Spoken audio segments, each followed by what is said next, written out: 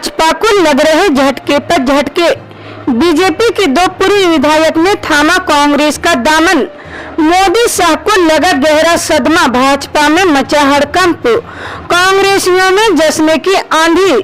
जी हां दोस्तों, पूरी खबर हम आपको एक एक कर विस्तार से देंगे, लेकिन उससे पहले आपसे छोटी सी रिक्वेस्ट करेंगे दोस्तों, अगर आपको भी लगता है कि देश में होने वाले तमाम चुनाव ईवीएम से न होकर बैलेट पेपर से होना चाहिए, अगर आप भी हमारे बात का समर्थन करते तो इस वीडियो को लाइक करके चैनल को सब्सक्राइब कर लीजिए, साथ में बेल आइकन को भी प्रेस कर लीजिए और इस वीडियो को ज्यादा से ज्यादा लोगों में शेयर कीजिए। और आप किस शहर से न्यूज को देख रहे हैं कमेंट में जरूर लिखें। तो चलिए बढ़ते हैं खबरों की ओर। जी हाँ, आपको बता दें कि 2023 के मध्य प्रदेश विधानसभा चुनाव से पहले आज कटनी जिले में भाजपा को दो बड़े झटके लगे हैं।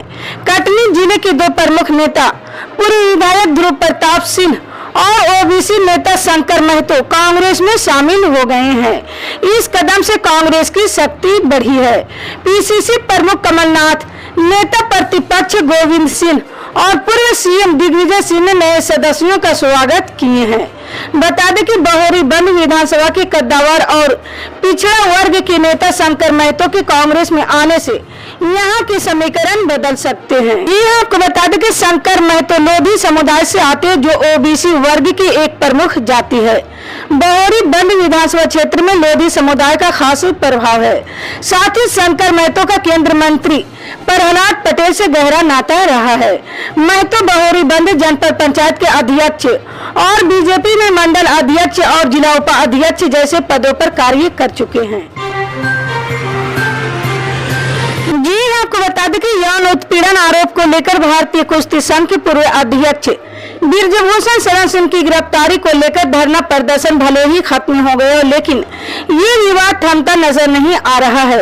अब इस मामले को लेकर हरियाणा के पहलवानों में दंगल शुरू हो गया। जी हाँ, साक्षी मलिक और बबीता फोगाट के बीच हुई ट्विटर वार के बाद अविनेश फोगाट और योगेश्वर दत्त में जुबानी जंग देखने को मिली है। शुक्रवार को दोनों पहलवान एक दूसरे पर हमलावर दिखे। जी हाँ, दोनों ने एक दूसरे पर आरोप प्रत्यारोप लगाए हैं। दरअसल ओलंपिक पदक विजेता पहलवान योगेश्वर दत्त ने ब्रिजभूषण शरण सिंह के खिलाफ धरना देने वाले 6 पहलवानों को एशियन गेम्स के ट्रायल में दी गई छूट पर सवाल उठाया, जिस पर विनेश फोगाट भड़क उठी है। इसके बाद उन्होंने ट्वीट कर योगेश्वर दत्त को आड़े हाथों लिया है। जी हां, महिला पहलवान यही नहीं रुकी, उन्होंने आगे लिखा, समाज में कोई भी अन्याय के खिलाफ आवाज उठाता है तो योगेश्वर जरूर उल्टियां करता है। पहले किसानों, जवानों, छात्राओं, मुसलमानों, सिखों पर घटिया टिप्पणियां की और अब महिला पहलवानों को बदनाम करने में लगा हुआ है। समाज से गद्दारी के कारण ही 2 बार चुनाव में औंधे मुंह गिरे हो तुम। मैं चैलेंज करता हूं कि कभी जिंदगी में चुनाव नहीं जीतोगे, क्योंकि समाज जहरीले नाक से हमेशा सावधान रहता है और उसके कभी पैर नहीं लगने देता है। जी आपको बता दें कि लोकसभा चुनाव 2024 और विपक्षी एकता को लेकर देश भर में जारी सियासी गहमा गहमी के बीच जम्मू और कश्मीर के पूर्व राज्यपाल सत्यपाल मलिक ने एक बार फिर मोदी सरकार पर निशाना साधा है। उन्होंने ट्वीट कर कहा कि मैं तो सभी नेताओं से कह रहा हूं कि आपको ईडी और सीबीआई से घबराने की जरूरत नहीं है, सच का डटकर मुकाबला कीजिए। लोकसभा चुनाव 2024 में भारतीय जनता पार्टी की राह तय है।